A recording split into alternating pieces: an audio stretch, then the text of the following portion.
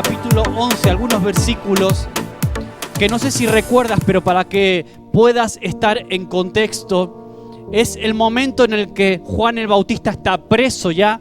Juan el Bautista está preso, ¿por qué? Porque había reprendido a Herodes por un ligoteo que él había tenido. Se había casado nada más y nada menos que con su propia cuñada. Y Juan el Bautista era un hombre de armas tomar. Era un tipo que le daba igual decir la verdad a quien sea. Y si tenía que decírsela al mismo rey Herodes, se las decía. Y se plantó delante de Herodes y esa reprensión le causó que él estuviera en la cárcel por decir la verdad, por traer un mensaje de parte de Dios y por reprenderlo en este caso. Y cuando Juan el Bautista está en la cárcel y Jesús ya está iniciando su ministerio, ya había elegido a sus discípulos, ya los estaba comisionando, de repente Juan, por alguna razón que la Biblia tampoco no especifica, no entra en profundidad, pero Juan duda. ¿Será este el Mesías? Y entonces manda a unos discípulos de Juan mismo que él tenía a que le pregunten, que vayan a Jesús, que ya Jesús había iniciado su ministerio, ya había empezado a hacer milagros, y que les pregunten, ¿eres tú el que estábamos esperando? ¿Eres tú quien había de venir?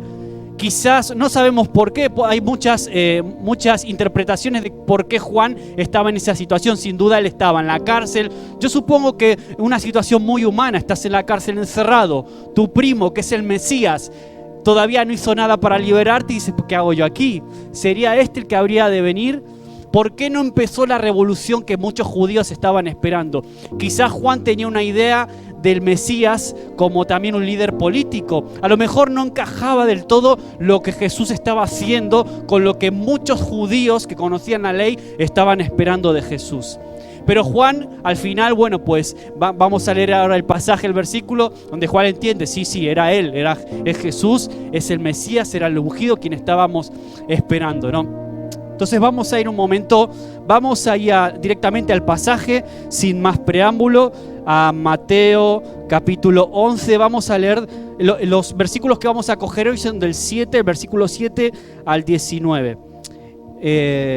No sé si se pueden proyectar por ahí, yo creo que los coloqué los versículos ahí para poder proyectarlos, los que no tengáis a lo mejor Biblia. Si no has traído Biblia, eso casi cuenta como pecado, venir a la iglesia sin Biblia. Pero bueno, menos mal que nos ayudamos de aquí, de la pantalla también. Muy bien, pues lo tienes en tu móvil, en papel o en la tablet, como sea. Vamos a leer Mateo 11, versículo del versículo 7 al 11, capítulo 11. Dice, mientras ellos se iban, comenzó Jesús a decir de Juan a la gente, ¿qué salisteis a ver al desierto? ¿Una caña sacudida por el viento? O sea, Jesús le empieza a preguntar a las personas que le oían a él, ¿qué esperabais de Juan? A mí me encanta y quería comenzar con esto porque este es el punto primero, el punto de admiración. Jesús declara que admiraba muchísimo a su primo Juan, a Juan el Bautista, y lo tienen en alta estima. Mira lo que dice. ¿Qué esperabais? ¿Qué salisteis a ver al desierto? ¿Una caña sacudida por el viento? ¿O qué salisteis a ver? ¿A un hombre cubiertos de vestiduras delicadas? ¿Te acuerdas cómo se vestía Juan? He aquí los que llevan vestiduras delicadas en las casas de los reyes están. ¿Pero qué salisteis a ver? ¿A un profeta? Sí, os digo, y más que a un profeta, dice Jesús. Porque Juan, es de quien está escrito, he aquí yo envío a mi mensajero delante de tu faz, el cual preparará tu camino delante de mí. De cierto os digo, entre los que nacen de mujer no se ha levantado otro mayor que Juan el Bautista. Pero dice, y aquí me encanta esta frase, y yo la tengo subrayada en mi Biblia, dice, pero el más pequeño en el reino de los cielos, es decir, tú y yo, cualquiera de los que estamos aquí, cualquiera de los que son parte del cuerpo de Cristo en todo el mundo a nivel global, cualquiera de los más pequeños del reino de los cielos es mayor que él, mayor que Juan. Qué curioso, está diciendo Jesús, antes de Juan no hubo ningún profeta mayor que él. Y ahora dice que cualquiera de los que son parte del nuevo pacto, del cual hablaba también Lenir ahora, cualquiera de los que somos parte de este nuevo pacto, somos mayores en algún sentido que Juan mismo, que era el mayor de los profetas, qué cosa más rara, ¿no? Aquí Jesús yo creo que se pasó un poquito, ¿no? Algunos dirían, me parece que te pasaste de frenada, Jesús, semejante afirmación. Pero vamos a ver por qué Jesús decía eso. Creo que de pocas personas Jesús hizo una declaración tan grande y tan extraordinaria como de Juan el Bautista. Primero le pregunta a la audiencia, a la gente que él estaba predicando, enseñando en ese momento, mentoreando. Le pregunta, ¿qué salisteis? ¿Qué esperabais de Juan el Bautista? ¿Qué salisteis a ver al desierto?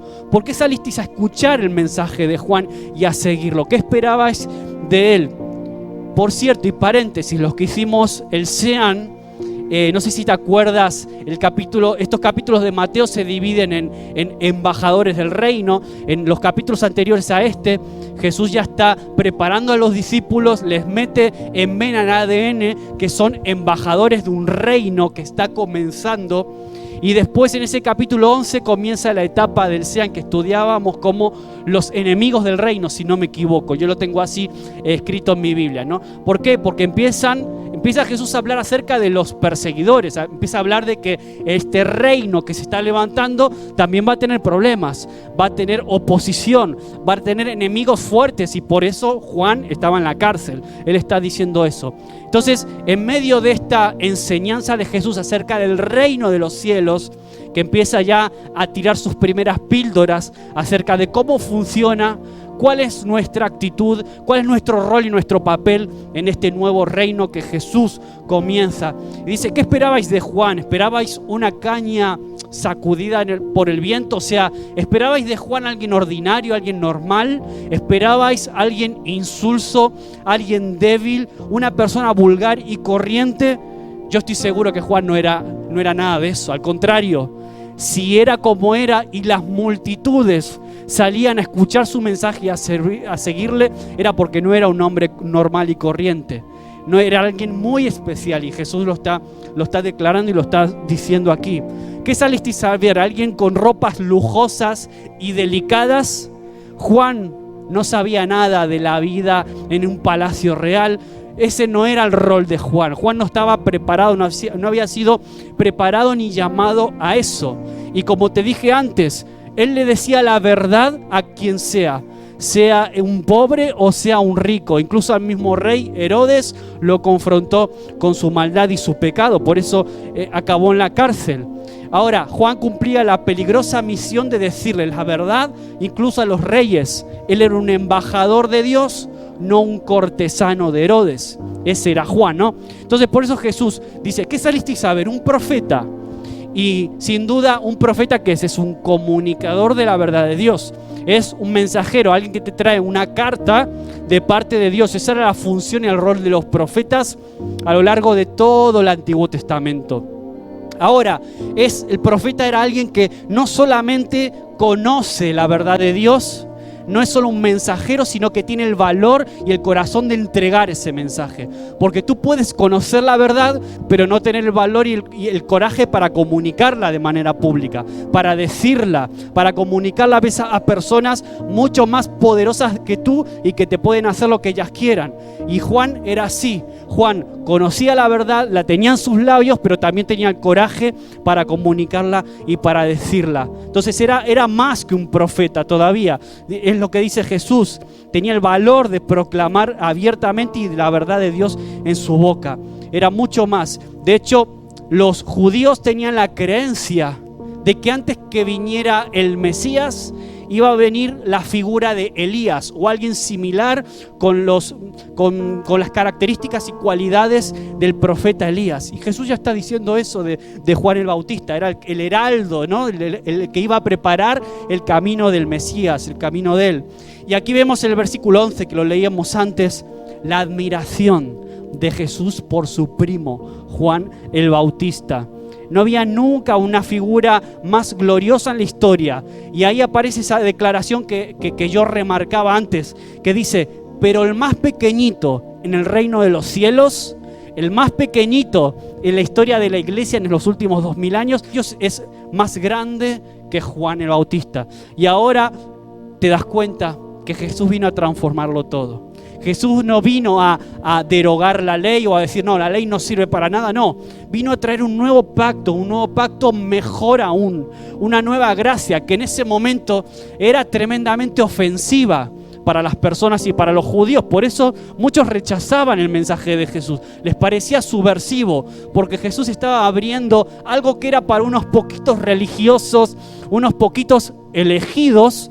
Él estaba abriéndolo para todos. Estaba diciendo, Dios está disponible para todos. Y eso era tremendamente revolucionario.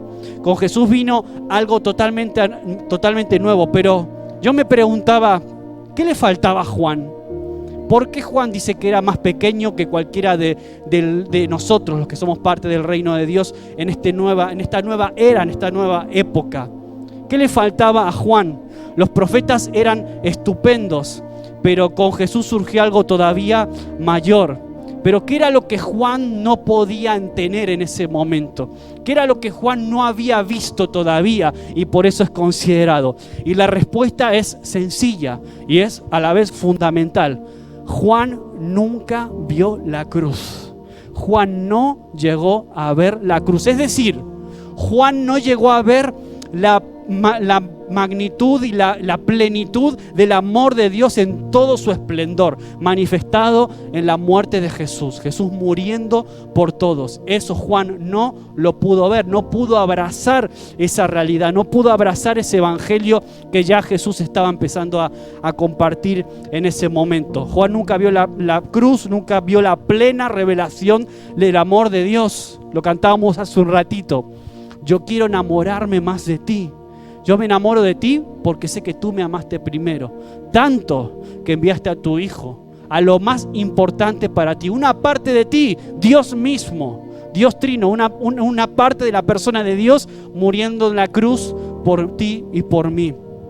Entonces, esa es la plenitud y la máxima revelación del amor de Dios, y lo estábamos recordando hace nada, unos minutos, con lo que compartía Lenir, y lo estábamos recordando cuando masticábamos ese pan, que Lenir nos animaba a masticarlo despacito.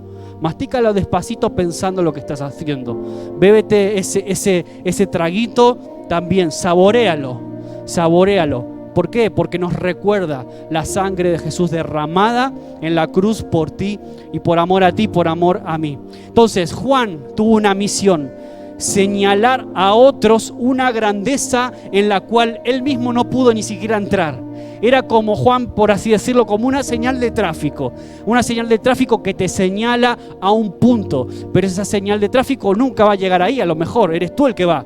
Juan tuvo esa misión. A veces, incluso a nosotros, nos toca señalarle el camino, ser indicadores para otros de lugares a los que a lo mejor ni siquiera nosotros vamos a llegar.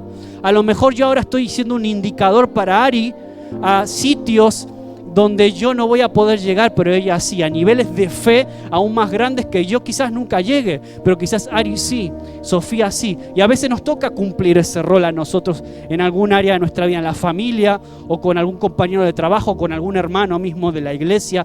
Ese rol de indicadores que señalan a Dios. Entonces, Juan era un indicador. Ahora, vamos a pasar al versículo, vamos a leer el versículo 12 al 15, y aquí habla Jesús acerca de que al final esto se trata de recibir el mensaje o no. Tú puedes escuchar el mensaje y tú decides lo que haces con él. Tú decides lo que haces con el mensaje de parte de Dios. Tú puedes, o lo coges para ti y lo pones en acción, o simplemente lo rechazas y sigues de largo. Tú tienes esa libertad, y aquí Jesús habla de eso. Dice el versículo 12: desde los días de Juan el Bautista hasta ahora, el reino de los cielos sufre violencia y los violentos lo arrebatan. Este es un versículo que hoy quiero también subrayar, aunque ahora lo voy a pasar un poquito a puentear, luego vamos a entrar en él. Vamos al 13, dice: porque todos los profetas y la ley profetizaron aquí, hasta Juan, hasta ahora. Y si queréis recibirlo, Él es aquel Elías que habría de venir. O sea, Jesús lo deja clarito. El Elías que estabais esperando, el mensajero es Él. Si vosotros queréis oírlo, porque a lo mejor no os gusta lo que yo estoy diciendo, a lo mejor no os gusta lo que estáis viendo o escuchando. Y si queréis recibirlo, Él es aquel Elías que había de venir. El que tiene oídos para oír, que que oiga. ¿Te acuerdas de esta frase? ¿Te acuerdas de las cartas del Apocalipsis? Al final, todo termina así, ¿eh? El que tiene oídos para oír, que oiga. Tú tienes la libertad y el juicio de, bueno, pues, ¿qué haces? ¿Recibes y le crees a lo que Dios te está diciendo o sencillamente te resbala, traje de pato, aquí no ha pasado nada y sigo con mi vida de largo? Pues hay personas que optan por esta segunda opción, está claro. Los que estamos aquí, yo creo firmemente que hemos escogido la segunda, ¿no? Y hemos decidido creer en lo que Dios dice. Entonces, el versículo 13, aquí Jesús dice que Juan es el heraldo, el precursor que tantos tiempos llevaban esperando los judíos en ese tiempo, siempre y cuando estuvieran dispuestos a aceptar ese hecho. Y aquí está este último versículo, es el que tenga oídos para oír que oiga, revela lo que es la tragedia máxima de la humanidad, ¿no? Que Dios puede mandar a su mensajero, pero la humanidad puede negarse a reconocerle. Y de hecho eso sucede. Dios puede comunicar su verdad, puede enviar aquí al mayor de sus profetas o al mayor de sus mensajeros, puede bajar un ángel aquí, pero al final las personas pueden negarse a ver esa realidad, pueden negarse a recibir ese mensaje. Por eso el que tiene oídos que oiga. Entonces vamos al punto 3, que es todavía más interesante, y aquí es donde viene una reprensión de parte de Jesús un poco dolorosa. Vamos a leer lo que dice el versículo del 16 al 19. Dice Jesús: «Mas, ¿a qué compararé esta generación? Es semejante a los muchachos que se sientan en las plazas y dan voces a sus compañeros, diciendo: os tocamos flauta y no bailasteis, os endechamos y no lamentasteis, porque vino Juan que ni comía ni bebía y dicen: demonio tiene. Pero vino el Hijo del Hombre que come y bebe, o sea, vengo yo que como y bebo, y dicen: he aquí un hombre comilón y bebedor de vino y amigo de publicanos, de pecadores. Pero la sabiduría es justificada por sus hijos». Hay otra versión que pone la sabiduría justificada por sus actos, las consecuencias, ¿no? Tus frutos, de alguna forma. Y aquí Jesús está entristeciéndose por la naturaleza humana de muchas personas, que Jesús las compara como niños pequeños que están en la plaza del pueblo, niños que tienen lo que llamamos hoy en día como el espíritu de la contradicción. Nada les viene bien. Nada que se les ofrece para jugar les gusta. Siempre están quejándose de todo. Si llueve, porque llueve. Si hace mucho calor, porque hace mucho calor. Siempre nada les viene bien. Juan el Bautista era un loco, alejado, que no se relacionaba con la gente. Un fanático por ahí que vivía en el desierto comiendo langostas, y mira cómo se vestía. O sea, eso les parecía mal. Pero viene Jesús, sociable, que se relaciona, que se mezcla con personas de todo tipo. Dice: este es un bebedor, este es un fiestero, diríamos hoy en día. Este es un comilón, un bebedor, mira, está con cualquiera. Buah. O sea, nada les venía bien. Tú conoces personas que a veces son así, que siempre todo les parece mal. Cualquier cosa que tú le ofrezcas, le van a buscar el pelo al huevo, se van a quejar. Cualquier cosa que Dios les ponga en bandeja, lo van a rechazar porque sencillamente no quieren escuchar el mensaje. Y esto es lo que Jesús está diciendo. Esta es una generación así, como niños pequeños, caprichosos. El espíritu de la contradicción. Nada les viene bien. Siempre están buscándole pegas a todo. Siempre buscándole el pelo al huevo. Y esto es algo que le dolía a Jesús, porque él veía que mucha gente era así. O sea, llamaban al ascetismo de Juan, lo llamaban loco. Eso es una locura lo que hace Juan. Y al carácter sociable de Jesús, un juerguista, un fiestero, diríamos hoy en nuestro lenguaje. Es decir, en todo encontraban base para la crítica. Por eso Jesús critica esa actitud caprichosa, quejosa de la gente. Y una de las maneras de contrarrestar ese espíritu de la contradicción, que incluso muchos de nosotros creyentes a veces tenemos, no podemos negarlo, muchas veces caemos en esa actitud, a veces consciente o inconscientemente. Pero una de las formas a trabajar para cambiar ese espíritu de la contradicción del que habla Jesús es teniendo un espíritu de generosidad con las personas, de mayor benignidad. Yo he aprendido, en estos últimos años Dios me ha procesado mucho en mi corazón. Aún le queda muchísimo por delante, tengo mucho trabajo para Él, pero una de las cosas que sí en estos últimos años he aprendido a no ser tan juicioso con las personas, a no juzgar tan rápido a las personas, a no ser tan criticón, por así decirlo, con las personas, a ser un poquito más benignos. No quiere decir que yo pase de largo ciertas cosas, no estoy diciendo eso, pero sí a no establecer críticas fáciles y rápidas y despectivas con las personas que me rodean o que algún tiempo han estado conmigo, o personas que aún quizás hasta me han hecho daño, pero yo en su momento perdoné. Y he aprendido en ese proceso, en estos últimos años. Aún me queda por delante, aún me queda mucho, porque sí, a veces sigue saliendo ese viejo hombre, el Maxi de toda la vida, y a veces todavía estamos en proceso. Dios todavía sigue trabajando conmigo, pero de alguna forma he aprendido a ser un poquito más agradecido por personas, por amigos, por familia, por hermanos, por ministerios incluso que quizás no hacen las cosas como quizás yo las haría, y antes era muy fácil criticarlos o decir mal. No, ahora, Señor, yo los bendigo. ¿Sabes por qué? Porque están llevando almas a los pies del Cristo. Aunque no hagan las cosas como yo las haría, aunque no pueda concordar con su teología o su doctrina, pero sabes, están acercando a personas a Dios, y eso me merece un aplauso. Voy a orar por eso, voy a orar por ellos, voy a ser generoso y voy a bendecirlos de alguna manera. Y es un proceso duro, porque es a veces morir a nuestra propia carne, es morir a veces la necesidad que tenemos de quejarnos tanto. Aquí los gallegos en Galicia, los gallegos somos también muy quejosos. Digo somos porque ya me identifico un poquito como el gallego en eso, ¿no? Somos muy de la queja rápida. Pues Señor, que esta semana tú puedas sembrar en mí un corazón agradecido por las personas. Yo no quiero ser como estos niños de la plaza, que todo les viene mal. Yo no quiero ser como estos de los que Jesús renegaba.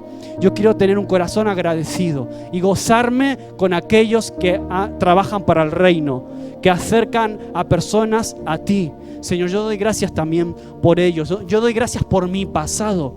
Yo doy gracias por aquellos que sembraron también en mí. Quiero ser agradecido, aunque quizás no estoy de acuerdo con todo lo que pasó, con lo que hicieron, con lo que me han hecho, pero yo doy gracias porque tú los has puesto en mi camino. Entonces, vamos allá, seguimos adelante.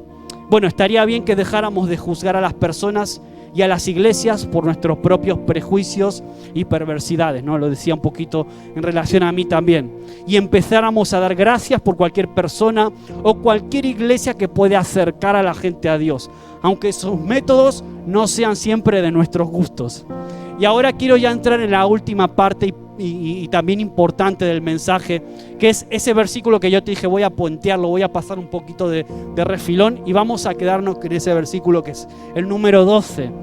Dice Jesús: desde los días de Juan el Bautista hasta ahora, el reino de los cielos sufre violencia, y los violentos, dice que lo arrebatan para sí.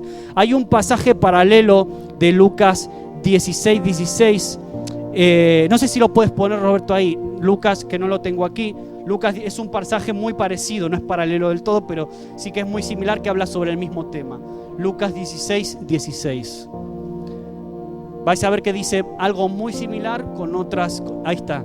La ley y los profetas hasta Juan. Desde entonces el reino de Dios es anunciado, y quien quiera que se esfuerza a entrar en él. Es decir, hay un reino que está comenzando, hay un reino nuevo, hay un nuevo pacto, y todo el que se esfuerza va a poder entrar en él. Todo aquel que es valiente. Por eso el título del mensaje de hoy yo le puse despertando a los valientes. Este pasaje, este versículo habla de valentía, habla de los que están dispuestos a cambiar, habla de los que están dispuestos a abrazar la cruz. Entonces, dice, hay palabras que suenan fuertes, ¿no? Habla de violencia, ese versículo. Vamos a volver al de Mateo 11:12. Ese versículo habla de violencia, que significa forzar, meterse a la fuerza, esforzarse, como decía el de Lucas. Habla de violentos, la palabra original griego es biastés. A Manuel, que le gusta el griego también, y luego lo buscamos. Biastés, forzador, energético, violento también. Arrebatar.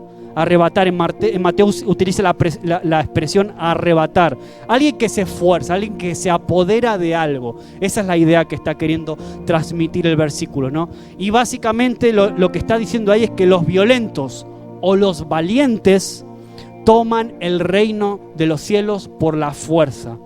Ahora, lógicamente no estamos hablando de una fuerza física. Este no es un reino que se conquista por la fuerza física y por la violencia física. De hecho, los judíos no reconocieron a Jesús, muchos de ellos porque estaban esperando a un líder político y militar. Ellos pensaban en la figura del Mesías como un conquistador político que iba a venir, los iba a liberar de Roma. Y como Jesús no cumplía, Jesús era otro perfil completamente diferente, no cumplía esas expectativas del líder político militar.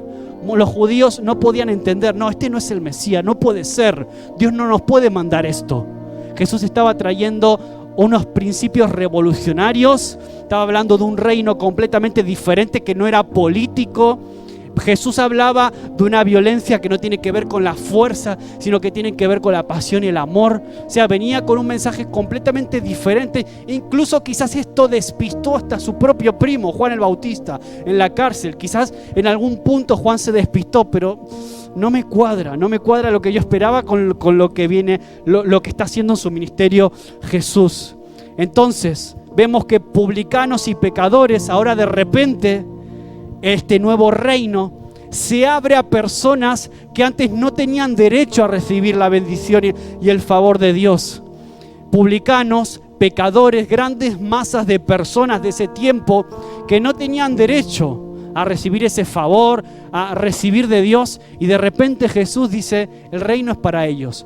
De repente todo este tipo de personas que antes eran rechazados por ese grupúsculo de religiosos que se creían solo ellos como heraldos y guardianes de la santísima y sagrada ley y doctrina, de repente eso se abre para todos. Por eso dice, ahora el reino sufre violencia. Ahora todo el que se quiera esforzar va a poder arrebatarlo. Incluso aquellos que antes eran rechazados por la religión, la religión institucional de ese tiempo. Ahora de repente invasores violentos, entre comillas, intrusos audaces, pecadores de todo tipo, de todo rango, de repente ahora abrazan el evangelio y lo hacen suyo.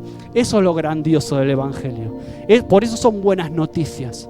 Por eso nos llamamos buenas noticias. No son buenas noticias que tú y yo podamos tener acceso a eso siendo gentiles. Según la ley nosotros ni siquiera podríamos acercarnos a Dios. Y ahora Dios dice, yo te abro las puertas en par. Puedes hablar conmigo, yo te escucho, yo respondo a través de la sangre de Cristo derramada en la cruz. Seguimos, Mateo 21, vamos a leer vamos a ir al capítulo 21, seguimos un poquito más adelante, vamos a leer del versículo 28 al 32. Es un pasaje diferente. Aquí está hablando también, dice, pero ¿qué os parece? Un hombre tenía 2 hijos y acercándose el primero le dijo, hijo, voy a trabajar en mi viña. Respondiendo él dijo, no quiero, pero después arrepentido fue. Y acercándose al otro le dijo de la misma manera y respondiendo él dijo, sí señor, voy, pero no fue al final.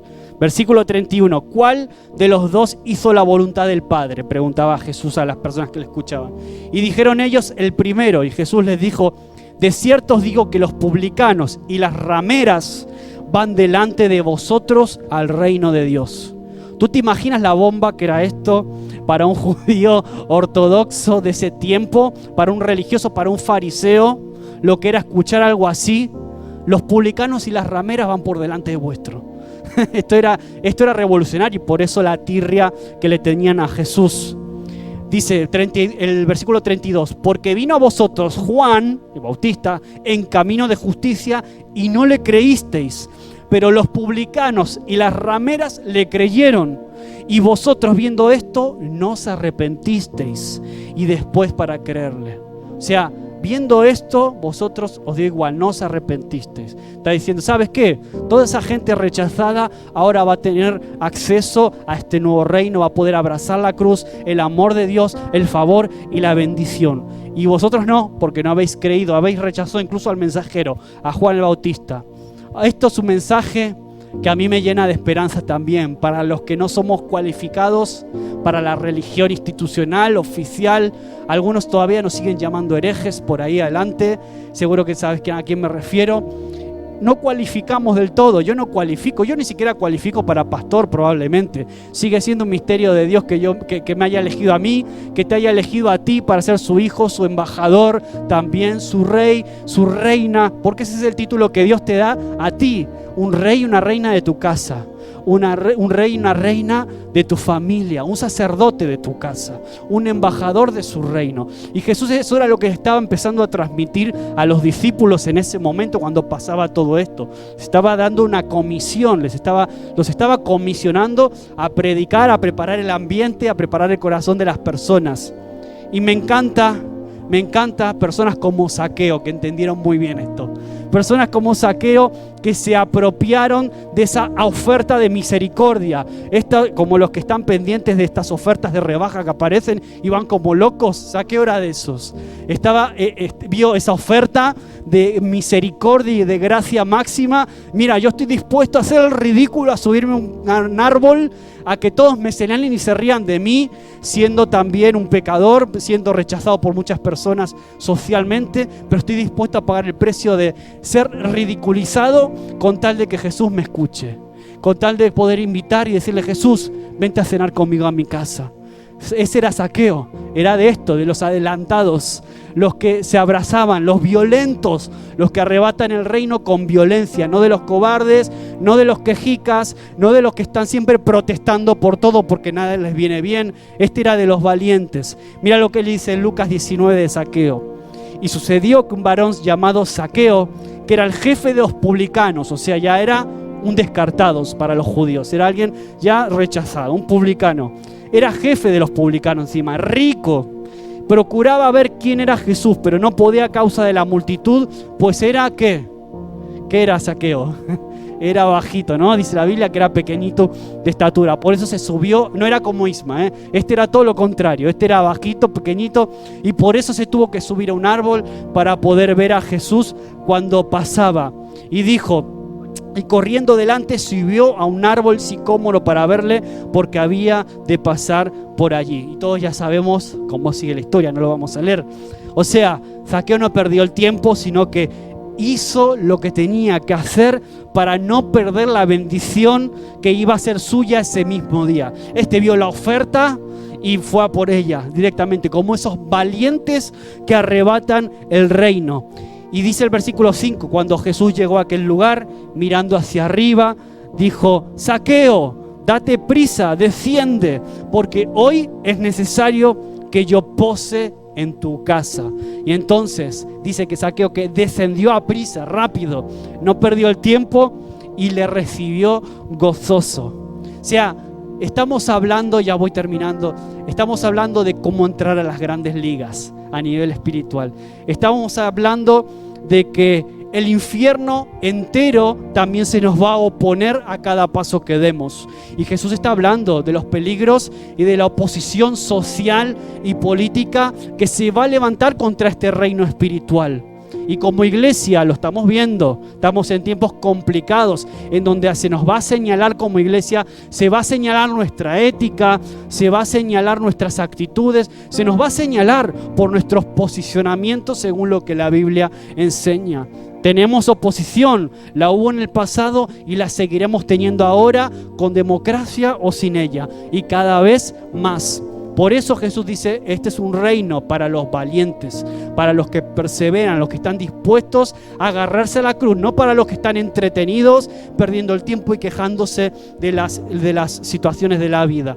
Entonces, el infierno entero se nos va a oponer en cada paso que demos. Por eso es tiempo para valientes, no para pusilánimes. Es tiempo en que podamos ser valientes. ¿Cómo? Fortaleciendo nuestra fe primero y nuestra certeza de las promesas de Dios para nosotros. El Evangelio todavía hoy, lo decía ahora, sigue sufriendo violencia por la persecución de sus enemigos que se les oponen, que lo contradicen, que lo reprochan, que lo intentan intimidar. Eso está ahí, no podemos negar la evidencia y es una realidad que nos toca vivir. Ahora, eso no nos va a amedrentar. Eso no nos va a tirar atrás.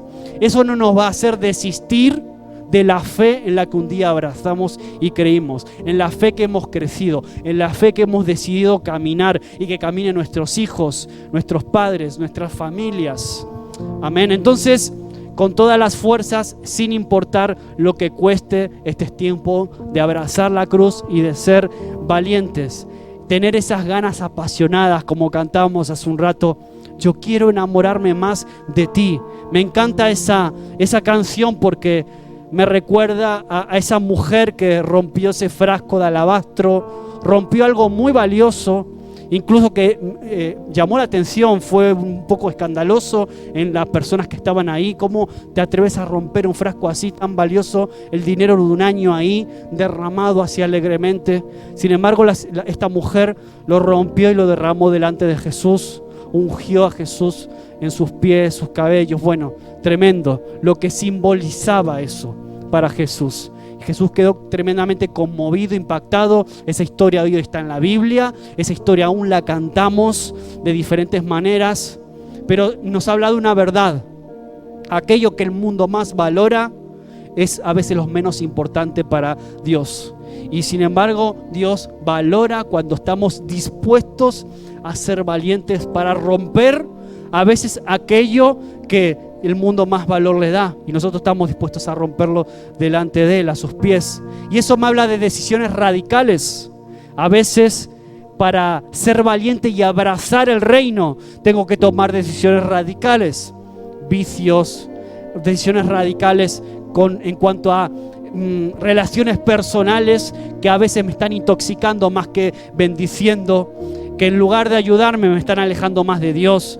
A veces yo no soy muy partidario de cortar relaciones con personas que nos hacen daño, pero sí que cuando esa situación se pone fea y ya no te está bendiciendo, a veces es mejor cortar por lo sano y dejar a ciertas compañías, ciertas amistades. Yo siempre soy más partidario de tú tratar de llevarlas a los pies de Jesús. Pero si no eres capaz de hacerlo, es mejor apartarse, porque al final el que puede terminar lejos de Dios eres tú.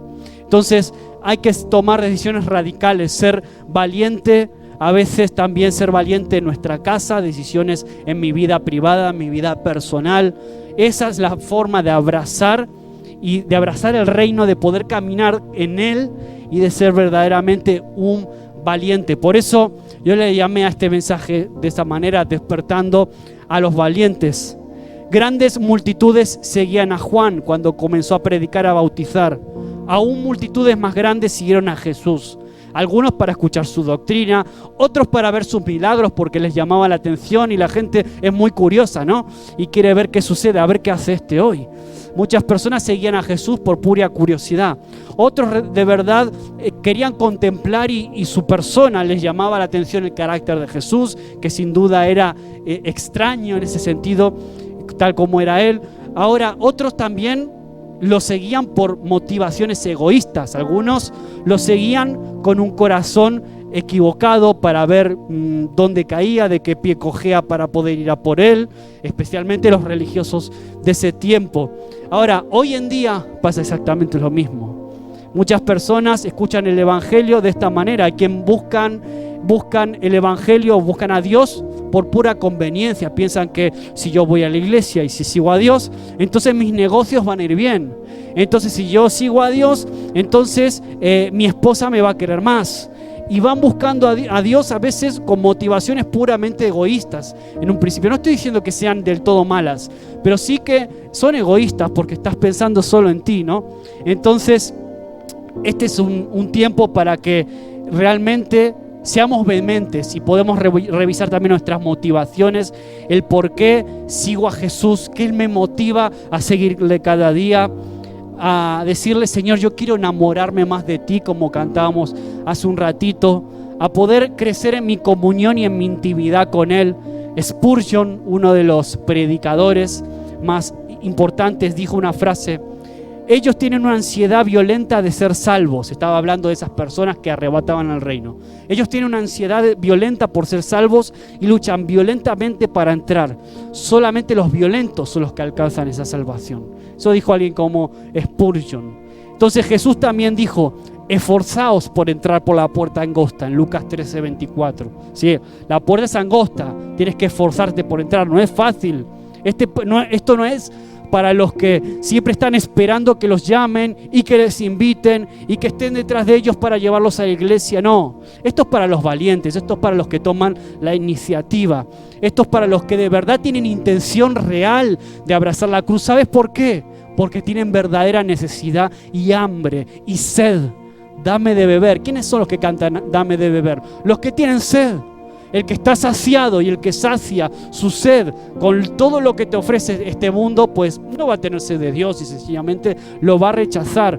Pero siempre van a haber personas con una sed y un hambre real por Dios. Y solamente están por ahí afuera caminando, a lo mejor están esperando una oración, están esperando una palabra, están esperando algo de mí o de ti que les pueda hacer como ese camino, ese indicador que era Juan el Bautista, que los lleve al Señor. Entonces, esto es una batalla realmente, entrar en la puerta angosta. Le voy a pedir a Manuel, mientras que pueda pasar, al equipo, que puedan acompañarnos un poco con la música.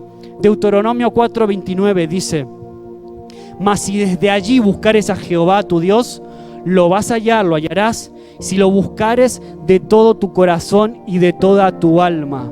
Es decir, la persona que busque al Señor violentamente o apasionadamente, ese lo va a encontrar, lo va a hallar. Amén. Yo quiero que te pongas de pie y que puedas pensar en todo esto y que puedas hoy hacer un pacto con Él. Señor, te voy a buscar a ti de una forma quizás más apasionada que ahora. Voy a poner todo de mi parte para seguirte.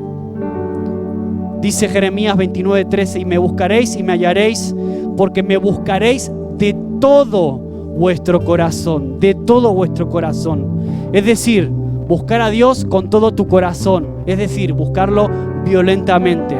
Y si lo buscas violentamente, estos dos versículos como mínimo te están prometiendo que lo vas a encontrar, vas a poder encontrarlo.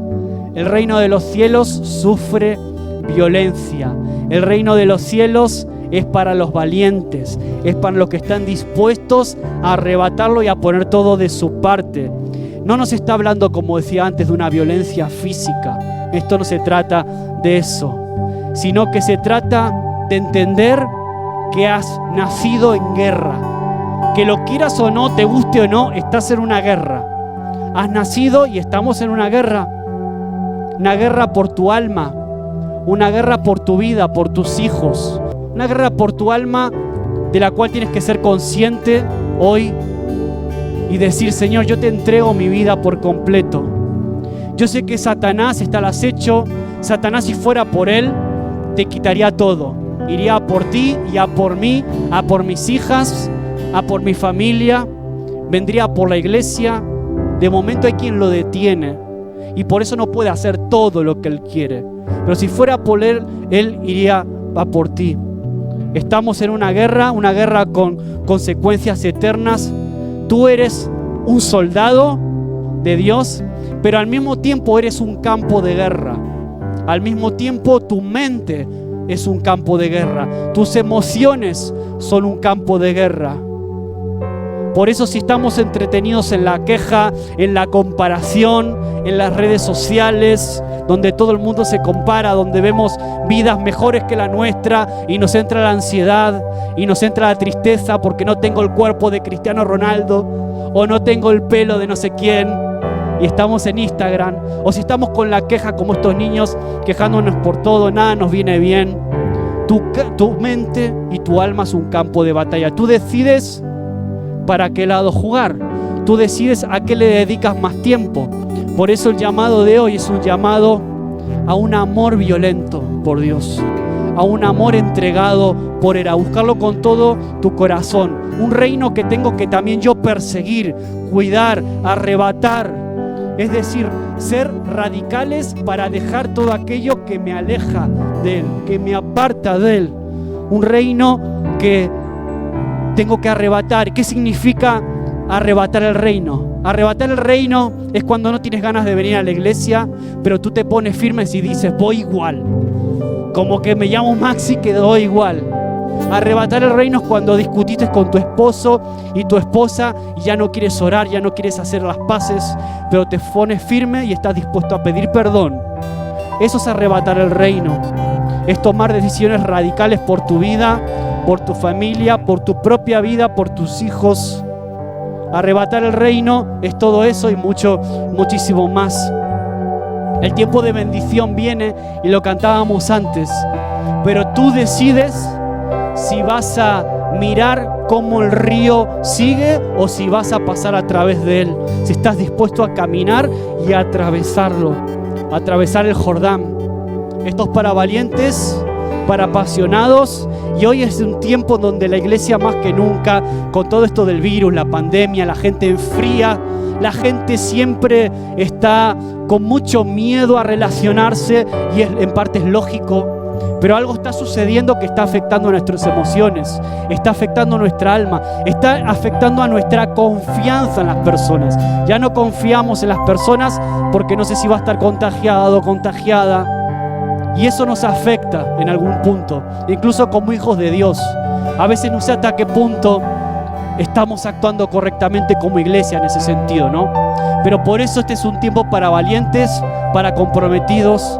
Yo te animo a que cierres tus ojos ahí donde estás, que puedas considerar este último versículo. Mas si desde allí buscares a Jehová tu Dios, lo hallarás, si lo buscares de todo tu corazón y de toda tu alma. Señor, gracias porque podemos venir a ti y tú sacias mi sed. Como cantamos hace un ratito, dame de beber. Y hoy somos saciados por ti. Somos saciados cada vez que te buscamos en la intimidad. Somos saciados cuando arrebatamos el reino y nos ponemos firmes cuando el enemigo nos quiere hacer caer. Gracias, Señor, porque tú nos llenas de tu Espíritu Santo para hacer frente a las acechanzas del enemigo. Gracias porque Él no tiene lugar en el campo de batalla que es mi mente y mi alma. Él no tiene lugar en eso, no tiene lugar en mi familia. Señor, danos la fortaleza, la sabiduría, la entereza. Señor, en este tiempo en donde muchos tiran la toalla, en donde muchos se rinden, dejan la iglesia o dejan, peor aún, que te dejan a ti directamente, Señor. Se apartan de ti, Señor, buscando otras fuentes en las que saciar tu sed. Señor, Padre amado, gracias por cada uno de los que estamos hoy aquí. Para los que decía Lenin antes que aún no están, pero quizás están en otros países, pero siguen conectados con tu iglesia, comprometidos. Siguen orando por nosotros. Siguen orando por esta iglesia, siendo parte aún en la distancia, Señor. Oramos por aquellos que quizás se han enfriado, Señor. No queremos emitir juicio ni siquiera hacia ellos. Queremos amarlos, queremos seguir orando por ellos y bendecirlos, Señor. Pero hay un mundo al que alcanzar allá afuera. Tenemos compañeros de trabajo, vecinos, compañeros de clase, en el instituto, en la universidad, donde sea que estemos. Hay gente que necesita escuchar que tu reino está abierto y disponible para todos. No hay aquí acepción de personas. Todos tienen acceso a Él. Luego tú haces el proceso, Dios, con cada uno de manera individual, Señor. Pero Padre, ayúdanos a ser valientes también al declarar, a ser comunicadores como Juan el Bautista, profetas en esta tierra, Señor. Levanta entre nosotros profetas, hombres, mujeres valientes, no solo con la verdad de Dios en su corazón, sino también en su boca y con la valentía para transmitirla. En este tiempo donde muchos prefieren ser políticamente correctos, donde muchos prefieren ser agradados por el mundo, donde muchos prefieren cuidarse de sus apariencias, del qué dirán.